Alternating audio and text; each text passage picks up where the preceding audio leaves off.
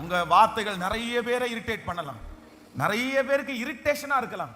நீ சத்தம் போடாத, நீ பேசாத, நீ வாயை திறந்தாலே இரிட்டேட்டா இருக்குது, நீ வாயை திறந்தாலே எனக்கு பிடிக்கல, உன் குரலை கேட்டாலே எனக்கு கஷ்டமா இருக்குது, உன் குரலே எனக்கு பிடிக்கல, வைக்கிறியா போனை, கட் பண்றியா, நீ பேசுறத கொஞ்சம் அமைதியாகிறியா, எனக்கு பேசாத, கீரல் விழுந்த ரெக்கார்டு மாதிரி திரும்ப திரும்ப என்ன சொல்லாத. நிறைய பேர் உங்க வார்த்தையை, நீங்க பேசுகிற வார்த்தையை நிறைய பேர் ரிஜெக்ட் பண்ணலாம், நிறைய பேருக்கு இரிட்டேஷனா இருக்கலாம், நிறைய பேருக்கு கோபம் வரலாம். இந்த மனுஷன் வந்து கல்லறை தோட்டத்திலிருந்து கூக்குரல் இடும்போது மற்றவங்க எல்லாம் என்ன பண்ணியிருப்பாங்க, வீட்டுக்குள்ள உட்கார்ந்து இருக்கிறவங்க எல்லாம் என்ன சொல்லியிருப்பாங்கன்னு நினைக்கிறீங்க? இவனுக்கு ஒரு சாவு வராதா?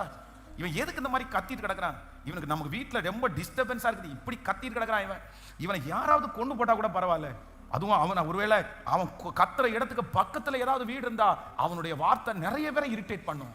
ஆனா நான் நம்புறேன், அருள்நாதர் இயேசு கிறிஸ்துவ மட்டும் அவனுடைய வார்த்தை என்ன பண்ணலைன்னா, அவனுடைய கூக்குரல் இரிட்டேட் பண்ணவே.